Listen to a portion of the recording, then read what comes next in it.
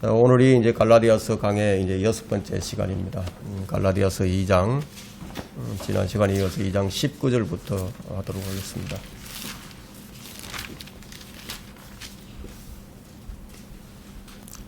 네, 갈라디아서 2장 19절부터 이제 마지막 절까지.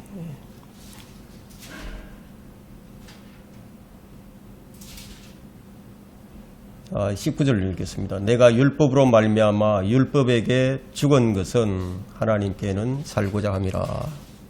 내가 율법으로 말미암아 율법에 죽은 것은, 이 말씀을 설명하기 위해서 이 로마서에 있는 말씀을 잠시 보겠습니다. 사실 이 말씀은 로마서 6장과 7장의 주제가 됩니다.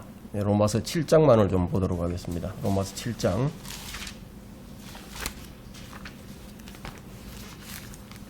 로마서 7장 1절부터요.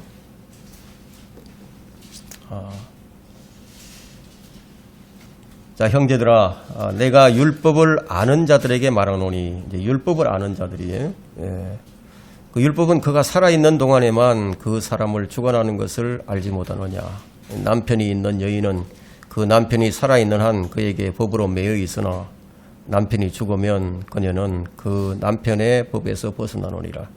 그러므로 남편이 살아있는 동안에 다른 남자와 혼인하면 간음한 여인이라 불리지만 그녀의 남편이 죽으면 그 법에서 해방되므로 다른 남자와 혼인하더라도 간음한 여인이 아니니라. 나의 형제들아, 이런 연유로 너희도 그리스도의 몸으로 인하여 율법에는 죽었나니, 우리가 어디에 죽었는지를 이제 말하고 있죠. 율법에는 죽었나니 이는 너희로 다른 사람, 즉 그와 혼인하게 하려는 것이요 그리하여 우리로 하나님께 열매를 맺게 하려는 것이니라. 우리가 열매를 맺으려면 어떻게 해야 하는지, 그리스도 혼인을 해야 한다는 것이죠. 새 남편과. 그리스도의 몸으로 인하여 내가 율법에 죽었다.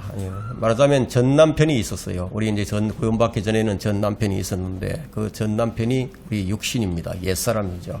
이 옛사람이 죽었어요. 율법에 대해서는 죽었습니다.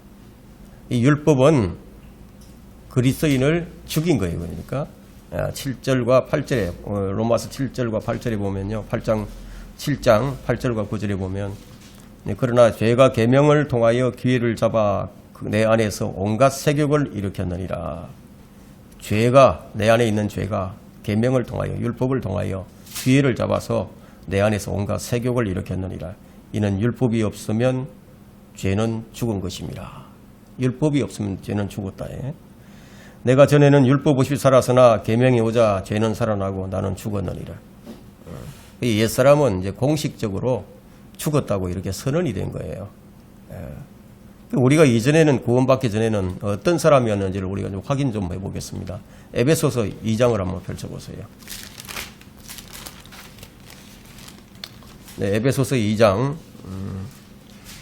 이제 1절부터 보도록 하겠습니다. 허물과 죄들 가운데서 죽었던 너희를 그가 살리셨으니, 이제 무슨 말이죠? 허물과 죄들 가운데 죽었던 게 무엇입니까? 영이 죽어 있었는데 이제 영을 살리셨다는 것이죠. 2절에 보니까 전에는 너희가 그것들 가운데서 어디에 죽은 영 가운데서, 죽은 영 가운데서, 그것들이 이제 죽은 영 가운데서입니다. 이 세상의 풍조를 따르고 공중 권세의 통치자, 마귀죠, 마귀. 곧 지금 불순종하는 자녀들 안에서 구원받지 못하는 사람들이죠. 구원받지 못하는 사람들. 불순종하는 자녀들 안에서 역사하는 영을 따라 행하였으니, 3절에 그들 가운데서 우리가 모두 이전에는 우리의 육신의 정욕들 가운데서 행하였으며 육신과 마음의 욕망들을 이루어 다른 자들과 마찬가지로 본래 진노의 자녀였느니라. 4절에 그러나 자비가 풍성하신 하나님께서 우리를 사랑하신 그 사랑으로 인하여, 자, 이랬었던 우리들이 이제 그리스도를 이제 영접했을 때, 이제 그때 내 영이 이제 살아나기는 했지만, 그러나 여전히 나의 옛 몸은 지금 움직이고 있죠. 계속 움직이고 있습니다. 내 혼은 구원받아서 그 예수 그리스도와 이제 혼인을 하기 위해서, 주와 합하여 이제 한 영이 되기 위해서 나의 혼은 육신으로부터 이제 분리가 되었습니다. 이것을 이제 성경이 말하고 있죠. 로마서 6장이 이제 우리를 이렇게 한 것을 설명하고 있는데, 그 로마서 6장 6절을 보게 되면, 우리가 이것을 안 하니 하고 말씀하고 있죠. 우리가 이것을 안다는 거죠. 곧 우리 옛사람이 그리스도와 함께, 그와 함께, 그냥 그리스도라는 말이죠. 그리스도와 함께 십자가에 못 박힌 것은 죄의 몸을 멸하여 더 이상 우리가 죄에게 종노릇하지 않게 하기 위함이라. 자, 이것을 가리켜서 우리는 이제 영적 수술이라고 합니다. 그리스도의 할례라고도 얘기하죠. 그래서 이 영적 수술, 골로새서 2장 11절을 보면 이 말씀이 더욱더 분명해지는데요. 또한 너희가 그의 안에서, 예수 그리스도 안에서 손으로 하지 아니한 할례를 받았으니 곧 그리스도의 할례로 육신의 죄들의 몸을 벗어버린 것이라. 그런데 우리는 지금 여전히 우리 육신 안에 있어요. 네. 벗어버리는데 여전히 우리는 아직 육신 안에 있다 이거예요. 그냥 완전하게 벗어버리지 못하고 분리만 되어 있는 상태라는 거죠. 바로 이런 이유로 바울은 로마서 7장에서 내 안에 있는 죄가 죄를 짓는 것이지 내가 죄를 지은 것이 아니라고 그렇게 얘기를 하는 겁니다. 로마서 7장 20절에서. 우리는 여전히 지금 하늘나라 갈 때까지 이 썩어질 육신을 그냥 입고 있어요. 그리스도인은 이렇게 영적 수술로 인해서 육신과 혼이 이제 분리가 된 거예요. 완전히 밀착해서 딱 붙어 있던 것이 이제 수술이 되어서 분리되어 있다. 그래서 이제 분리되어 있기 때문에 우리는 율법을 주장할 수도 없고 율법도 그리스도인에게 대해서 마찬가지로 주장을 할 수가 없다는 거예요. 서로 상관이 없게 되어버렸다는 거예요. 이것이 바로 로마서 7장 1절로부터 4절에 이제 말씀하고 있는 겁니다. 그러냐 말하자면 이 법을 우리가 바꿔가지고 다시 우리를 율법 아래 집어넣을 수가 없다는 것이에요. 이것은 이제 하나님께서 정해놓으신 법이기 때문에. 자, 이 설명이 이 듣는 사람들의 그 믿음의 정도에 따라서 좀 어려울 수도 있어요. 그래서 좀 더 이제 쉽게 이제 설명을 해본다면은 율법이 죽은 것이 아니고 율법은 여전히 지금 살아 있어요. 내가 지금 율법에 죽은 것이라는 거예요. 그래서 내 옛사람이 율법에 대해서는 죽어 있기 때문에 이제 나는 이제 율법으로부터 자유로워졌다는 거예요. 이것이 그리스도인과 율법의 관계예요. 율법과 그리스도인의 관계. 그래서 오늘 주제가 율법과 그리스도인의 관계입니다. 이제 율법으로부터 자유로워진 내가 그리스도와 혼인을 했어요. 정혼을 했단 말이에요.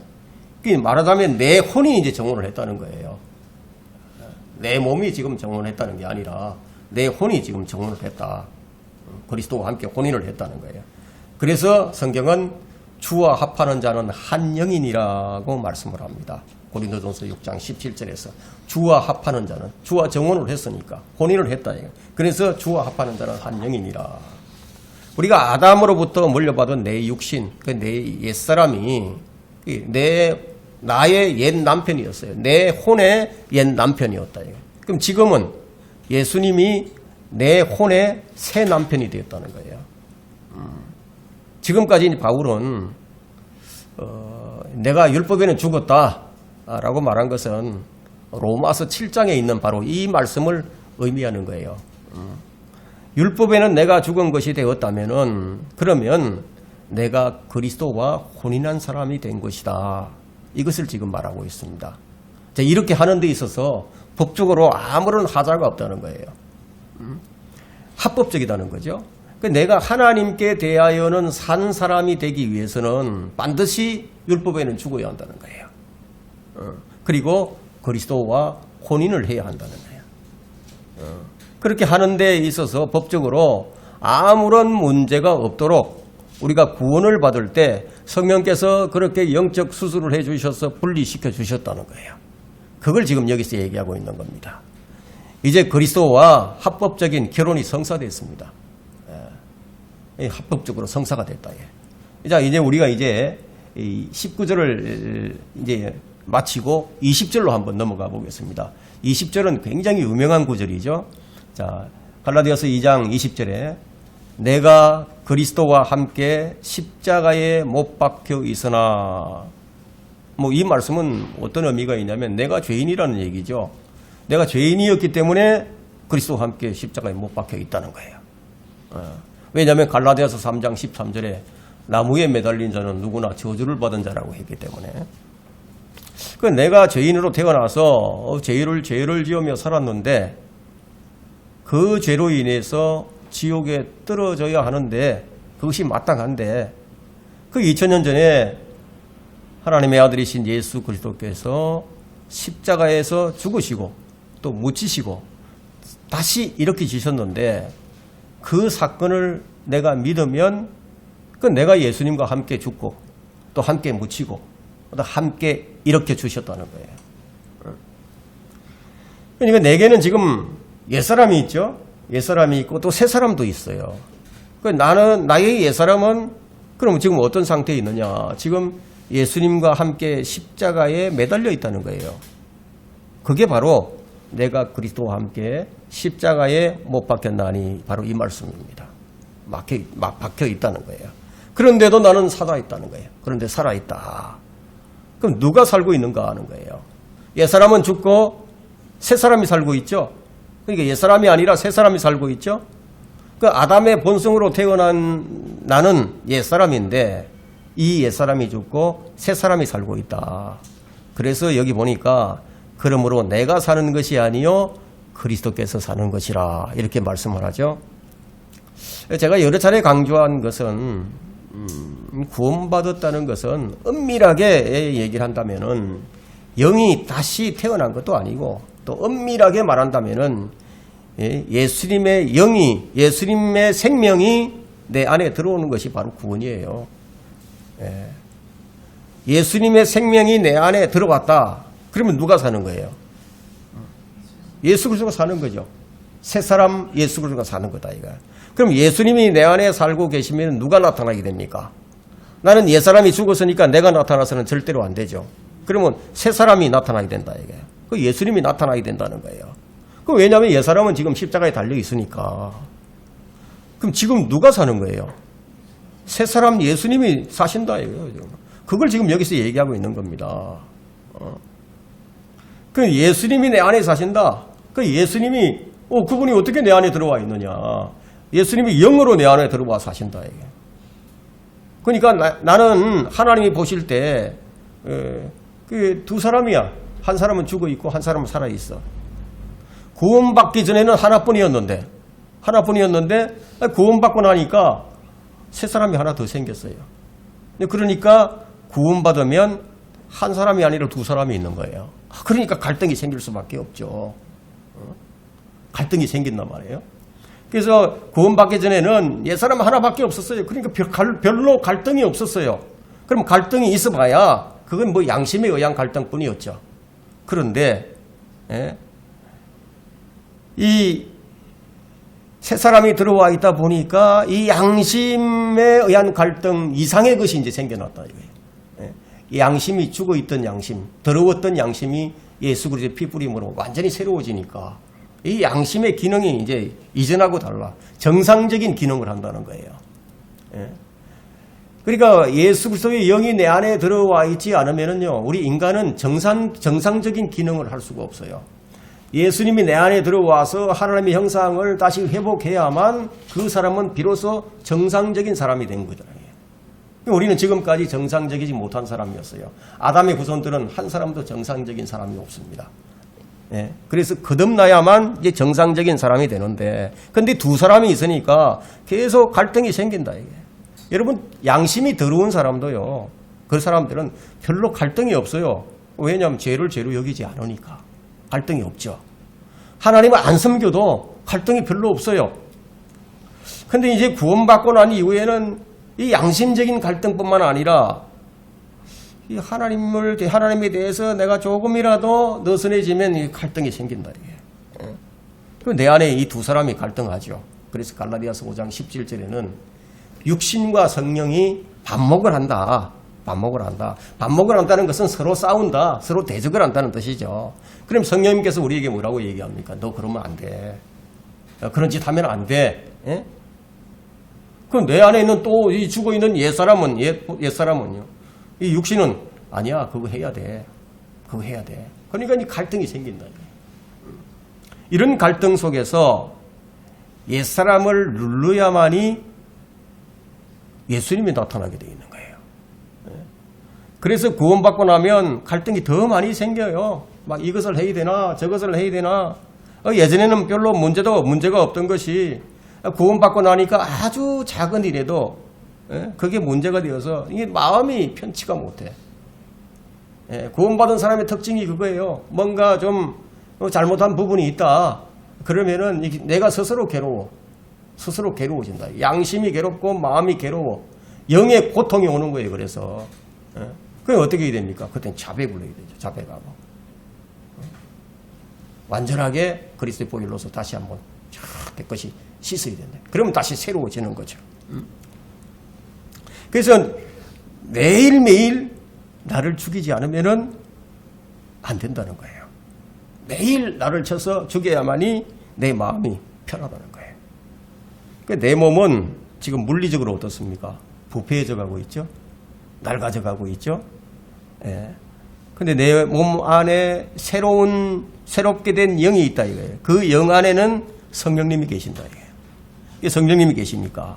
그리스도의 영, 그리스도께서 영으로 지금 우리에게 들어와 계신다 이거예요. 이 부분에 관해서 에베소서 3장 16절에는 뭐라고 말씀하시냐면요.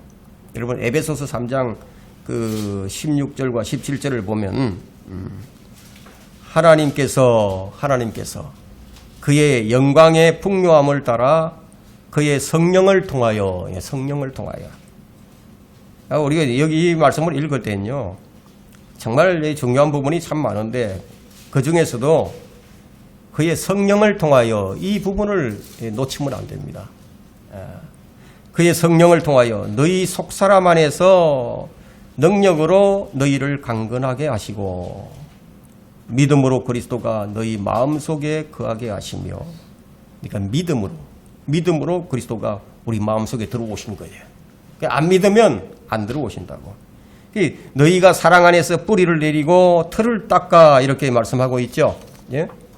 그래서 우리가 이렇게 되었기 때문에 내가 사는 것이 아니요 그리스도께서 내 안에 사시는 것이 되는 겁니다.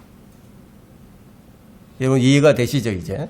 자, 이 구절은 로마서 7장 22절과 또 25절과 아주 잘 어울리는 구절인데요. 내가 사는 것이 아니요 그리스도께서 내 안에 사시는 것이라. 이게 로마서 7장 22절을 보게 되면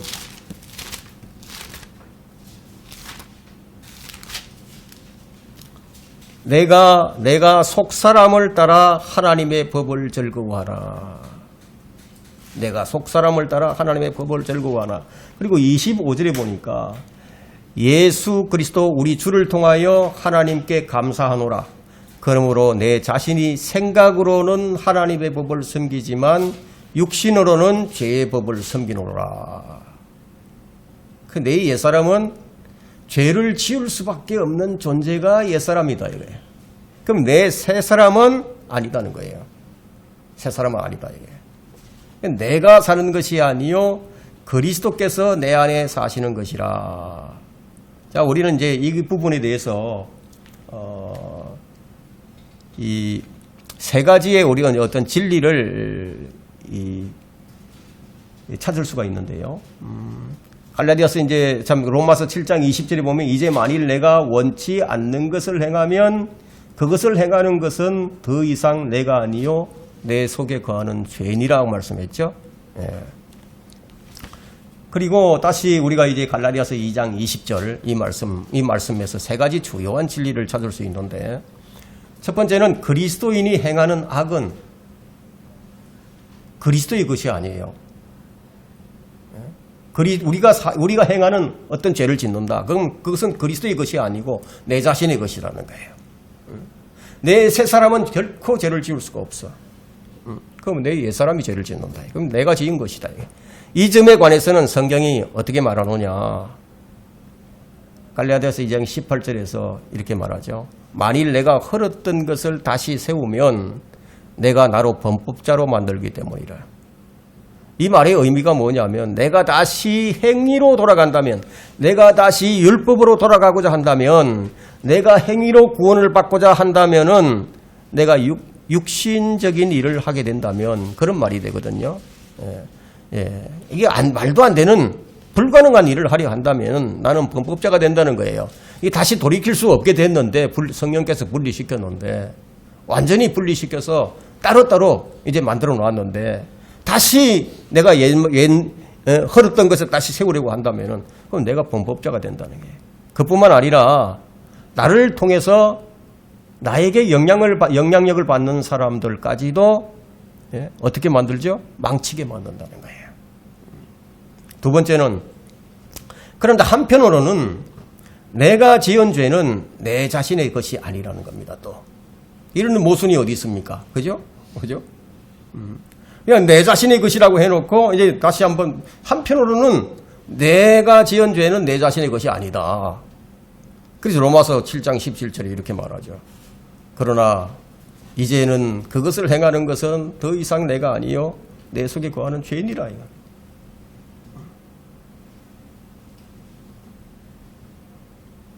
내 육신은 이걸 모른다는 거예요. 내 육신은 이렇게 되는 걸 몰라요.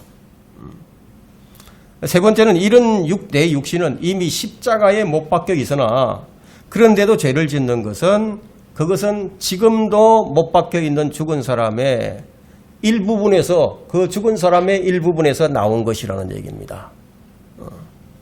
그래서 로마서 7장 18절은 이 분리시킵니다. 내 안이라고 얘기할 때 곧 내 육신 안에 이렇게 분명하게 얘기를 하죠. 내 안은 아닌데 내 영안도 아니고 내 육신 안에 이렇게 분명하게 육신 안이라고 구분을 합니다. 육신 안에는 선한 것이 거하지 아니한 줄 내가 아노니 원함은 내게 있으나 선한 것을 어떻게 행하는 것인지는 알지 못한다. 그리스도인의 실제적인 내가 누굽니까? 우리의 실제적인 내가 누구냐? 내 자아죠, 자아. 내 자아는 성령으로 살아났다 이거예요. 성령으로 살아난 새 사람이다. 새 사람. 이 새 사람은 누구냐? 예수 그리스도 자신이라는 거예요. 이런 이유로 인해서 그리스도인이 행한 선은 그 자신의 것이 아니라는 거예요. 왜? 예수 그리스도께서 행하신 것이다. 내가 사는 것이 아니고 그리스도께서 사시는 것이니까. 그리고 그런 이유로 인해서 우리가 행하는 선은 실제적인 내 안에 사시는 그리스도가 그것을 원하고 계신다는 겁니다. 이 점에 대해서는 이제 로마서 7장 22절에서 이렇게 말씀을 하고 있죠. 내가 속사람을 따라서 하나님의 법을 즐거워한다. 우리 속사람은요, 하나님의 법을 즐거워합니다. 다른 걸 즐거워하는 게 아니라 하나님을 기쁘시게 하는 일, 하나님의 일에 대해서, 하나님의 법에 대해서 이런 걸 즐거워한다 이게. 근데 세 번째는 그러므로 속사람 안에서 나온 선한 열매는 누구의 것이냐? 속사람이 맺은 선한 열매는 누구의 것이냐? 죽은 자들로부터 일으켜지신 새 사람의 것이라는 거예요. 그것이 로마서 7장 1절로부터 6절까지 설명이 되고 있습니다. 자, 우리 이제 마지막으로 이제 21절을 넘어가겠습니다. 나는 하나님의 은혜를 저버릴 수 없나니 만일 의가 율법으로 인하여 온 것이라면 그리스도께서는 헛되이 죽으신 것이라. 자, 이런 이유가 있기 때문에 우리는요, 하나님의 은혜를 저버릴 수가 없습니다. 만일 의가 율법으로 인하여 온 것이라면 그리스도께서는 헛되이 죽으신 것이라는 거죠. 의는 율법으로 인하여 오지 않습니다. 의는요, 전가되는 거예요. 전가된다. 그 율법의 의로 의롭게 될 사람이 아무도 없어요. 그러니까 모든 사람에게 필요한 것이 뭐죠? 하나님의 의가 필요하다. 율법으로 의롭게 될 육체는 한 사람도 없다고 했습니다. 그 의는 율법으로 오지 않는다는 거예요. 그걸 지킬 수 없는 거니까 인간이. 99.9%를 지키다가도 0.1% 하나 지키면 다 범법자가 되고 다 범한 것으로 되어버린다. 율법이 그런 것이거든요. 우리가 하나님의 의가 증가되는 것은 무엇입니까? 아무리 많은 죄를 지었더라도 내가 예수 그리스도를 믿으면 하나님의 의가 나에게 증가된다는 거예요. 그냥 주신다는 거예요. 임프테이션 된다는 거죠. 그것이 로마서 4장 1절로부터 5절에서 설명되고 있습니다. 그 의를 행위로 얻으려고 하는 사람들은 그 사람에게는 결코 의가 증가되질 않습니다. 로마서 4장 5절에는 행함이 없이도 불경건한 자들을 의롭다 하시는 그분을 믿는 사람에게는 그의 믿음이 의로 여겨진다는 거예요. 내가 불경건한 사람이었어요. 내가 죽어서 지옥에 가야 할 죄인이었어요. 그럼에도 불구하고 하나님께서 나를 의롭게 해주신다. 그걸 믿는 사람은 어떻게? 그 믿음 때문에 의로 여겨주신다는 거예요. 믿음으로 주어지는 하나님의 의예요. 그러니까 믿음이 아니고서는 받을 수가 없어요. 유대인들이 율법을 지키려고 한 것이 왜 실패를 했느냐? 믿음으로 지키려고 하지 않았어요. 그 사람들은 행위로 지키려고 했습니다. 그것이 로마서 9장에도 나와 있죠.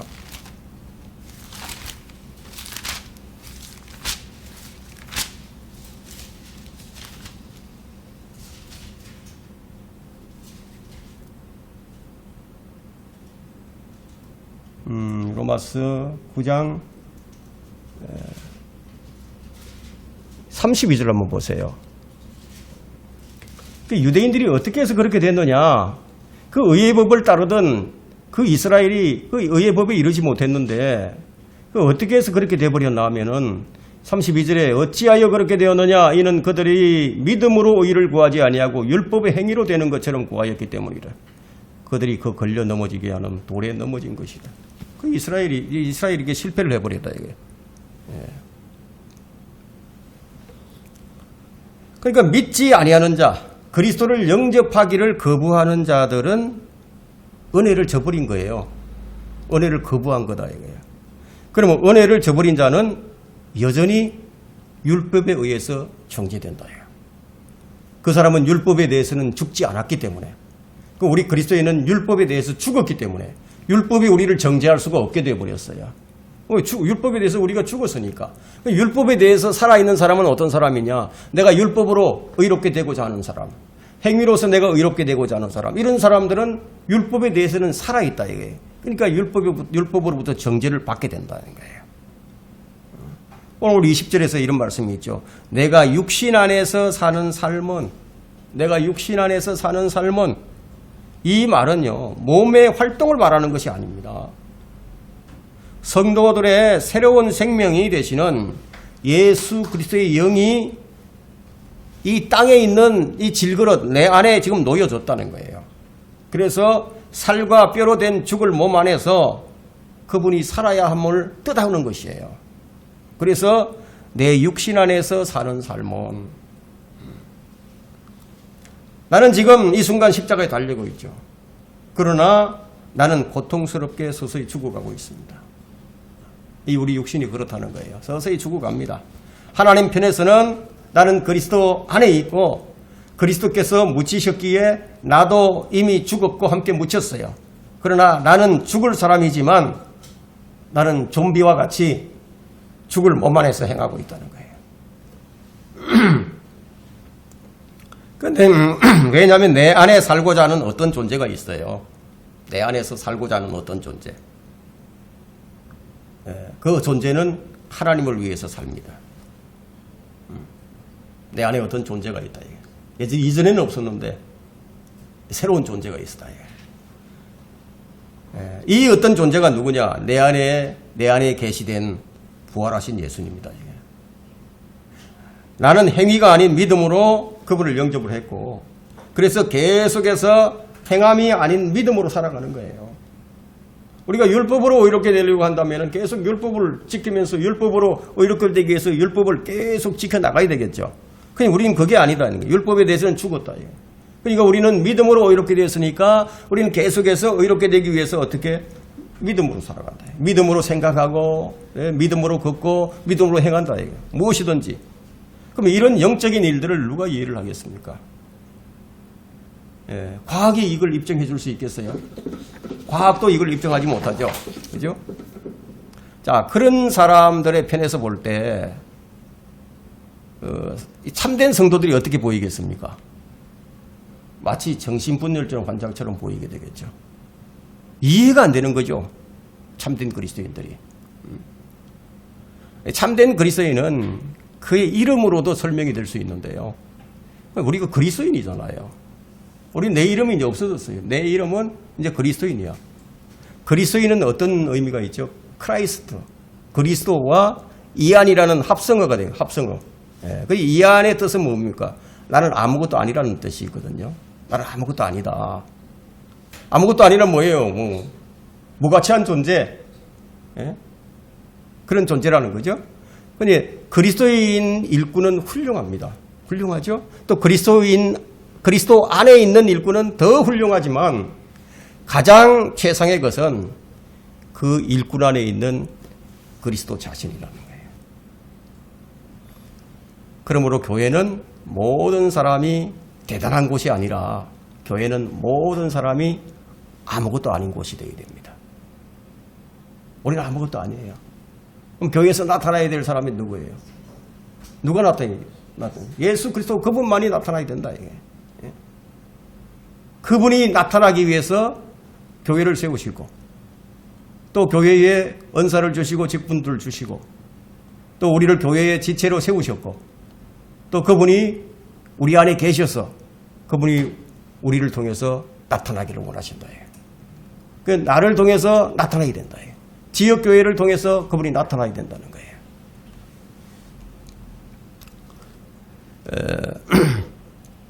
우리는 아무것도 아니다는 겁니다. 하나님의 아들을 믿는 믿음으로 사는 것이라고 했죠. 하나님의 아들을 믿는 믿음으로 사는 것이라.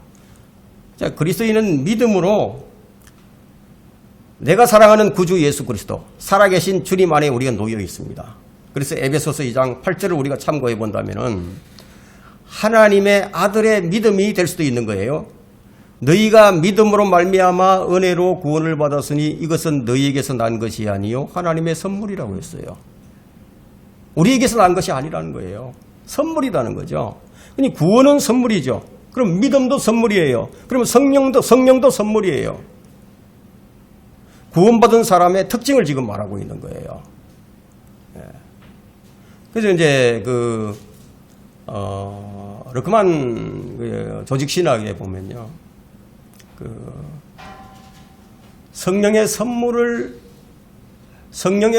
받았다. 이렇게 기록되어 있는 그 사도행전 2장 38절에 우리 성경이 그렇게 기록이 되어 있는데, 르크만 조직 신학에 보면은 그것이 성령의 선물을 받은 것이 아니고 성령을 선물로 받았다고 되어 있습니다. 성령을 선물로 받았다. 네, 우리는 성령을 선물로 받은 거예요. 성령의 선물을 받는다는 것은 어떤 은사를 얘기하는 거나 아니면 어떤 그 사도적 표적이라든가 이적 이런 걸 얘기하는 거지. 그죠?